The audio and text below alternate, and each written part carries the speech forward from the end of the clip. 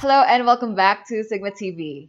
Our repeat guest is Alidad Tosh, Managing Director at 28 Limited, a Hong Kong-based consultancy specializing in international casinos and integrated resorts.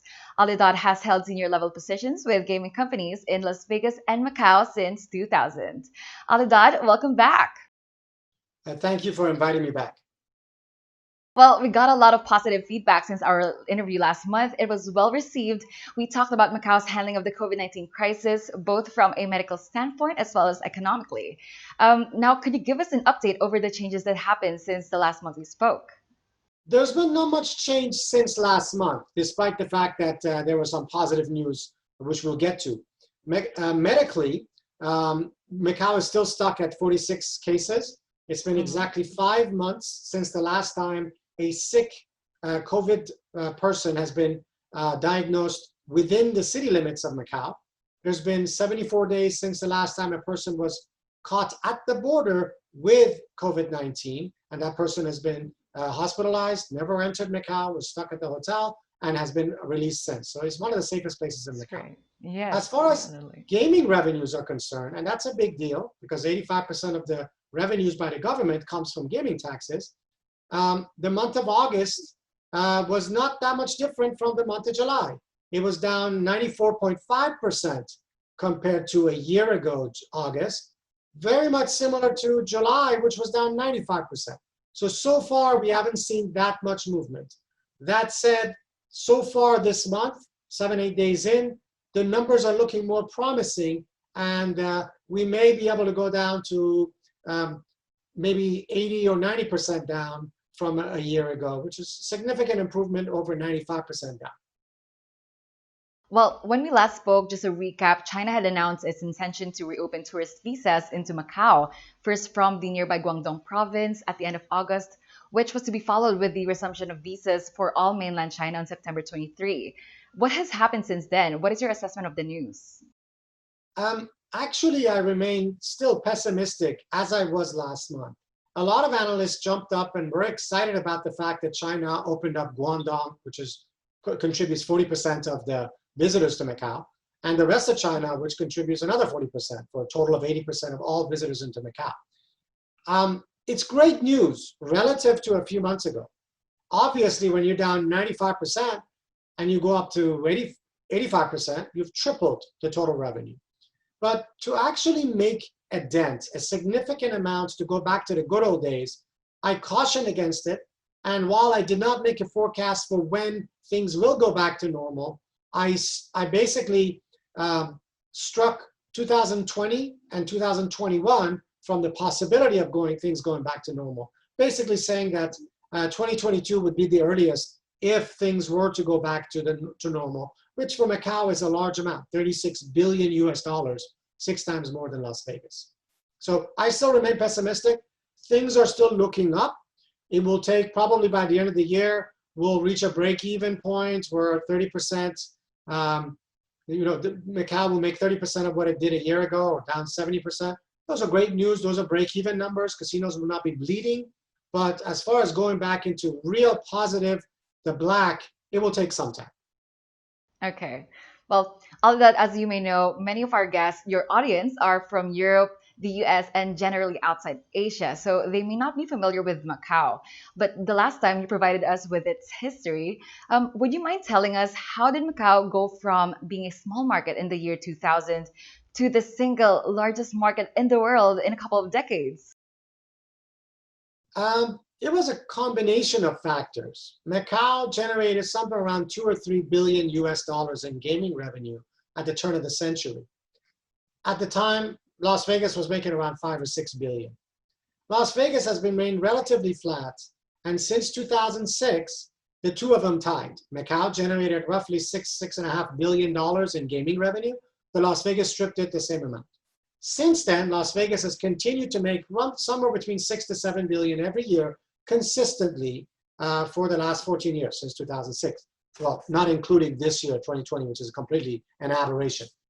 Macau, by contrast, went from 6 billion in 2006 to 36 billion last year. And that could only happen through a combination of factors. First of all, in 2000, there was only one casino, one company operating out of Macau, and that company had a 40-year monopoly. Because of that, there was no reason to innovate. There was no reason to spend the extra money to go ahead and build giant resorts. It was basically casinos. Here it is, take it or leave it. And again, Macau continues to enjoy having a monopoly in China regarding gaming. The only place in all of China where gaming is allowed.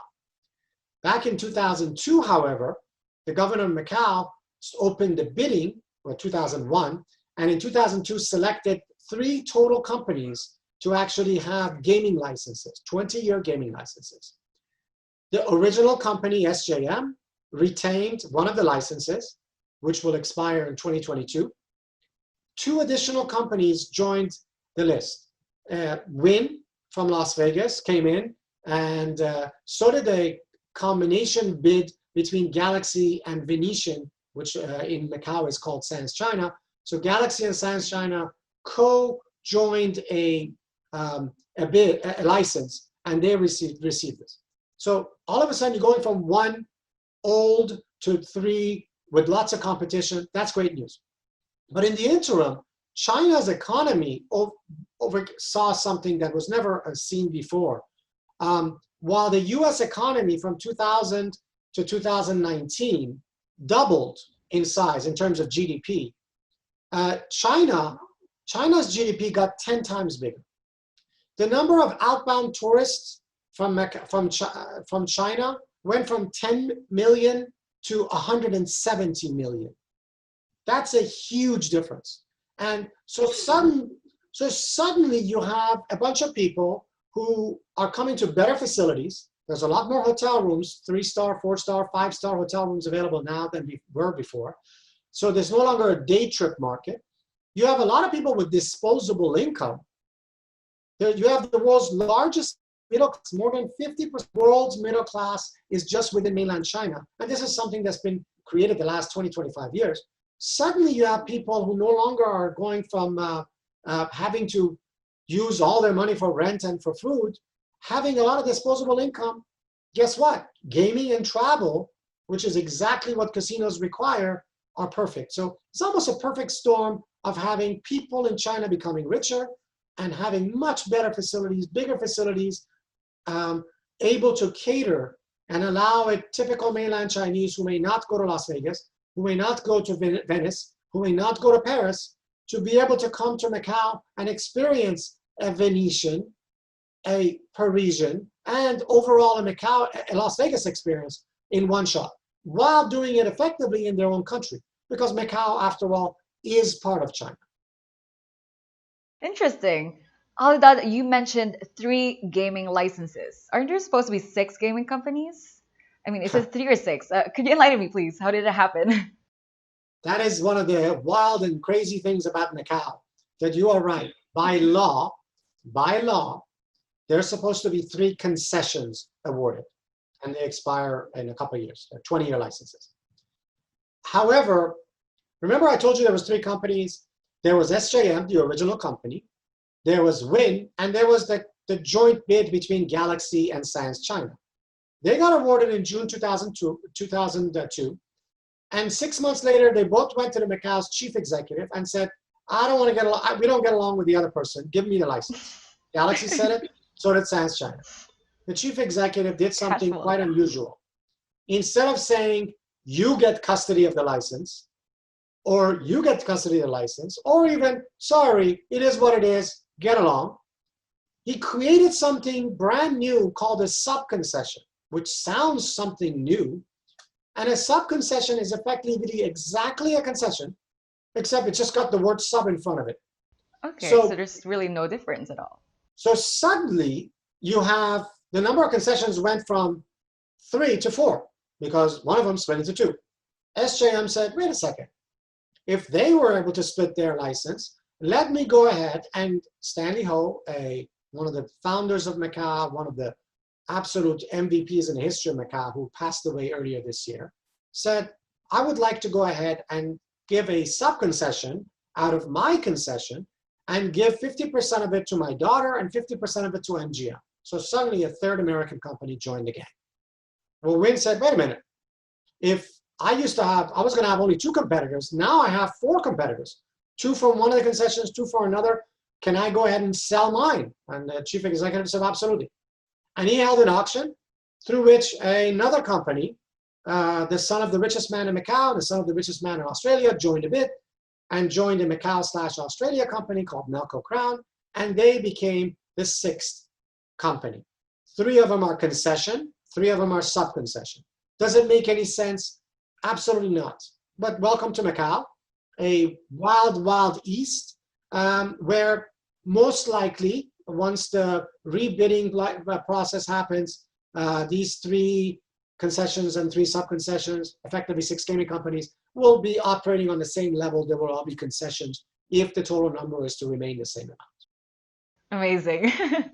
Well, we have less than a couple of years until the 20-year gaming licenses are set to expire. Why is this taking so long? And shouldn't this just be a formality? Unlike usual licenses, where in Singapore, you get a license 3 years later, the government checks things out. As long as you're doing great, another renewal, another stamp, and another and 3 years and 3 years, or other companies. This has been an unusual way that the law was written. The law was written such that there were only 20-year gaming licenses, upon which, with the exception of a 5-year extension that a chief executive is allowed to do, again, I don't want to get too legalistic here, basically the six concessions, 3+3, as well as all other gaming companies the world over, are going to rebid, and presumably, theoretically, it is possible for one of the current six concessionaires, because six gaming companies, to be kicked out, maybe two of them to be kicked out, and another one come and replace it, or maybe these six will continue receiving their license, and a seventh or eighth would come in. That is how the law is written. It's quite different, given the fact that it's 20 years, and that has caused some consternation amongst the various gaming companies and investors as to what's going to happen come 2 years or a few years after that, when the licenses are supposed to be rebid, and presumably 5, 10, 15, 20 years more of licenses are going to be given. Even that has not been codified, so we don't realize whether or not that will be in the law. Maybe the new licenses will be shorter, maybe they'll be longer, for all we know. Well, as I was researching for this interview, I saw the article on this month's issue in Macau Business Magazine, and I read you and others were saying the upcoming US elections are tied to this. Whoever the next US president could actually have an effect on who gets a license, whoever gets this extension. Why is that? You're right. It is quite unusual. Most jurisdictions, when there's a license renewal in any field, what they care about is how the gaming license holder, the whatever the industry that was, have they been nice to employees? Have they been nice to customers? Have they cheated in their taxes? Have they done everything correctly? But that is not the case between China and what's going on right now, because 3 of the 6 gaming operators in Macau are American. And as you know, under Donald Trump, the Cold War between China and the US in terms of economics, geopolitics, even military, has gotten hotter. And as a result, when Trump, a couple years back, imposed tariff upon tariff upon tariff on China, and China matched it tit for tat, Donald Trump went a little bit further and banned China's equivalent of the iPhone, called Huawei, banned that. And a few months back said no more TikTok, a very popular app in the US, China, and the world over. So think about China at the moment. Why in the world, when the other party in this two-way war is ratcheting up the pressure, why in the world would you want to go ahead and be nice and take away some of your gaming chips, which are the 3 US companies and their license? Why would you want to go ahead and just give it up so easily and just say, yeah, there's another 10, 15, 20 years, go ahead? They would kind of wait it out. We're only a couple months away from the US elections, and hopefully 3 or 4 months before we find out who's going to win.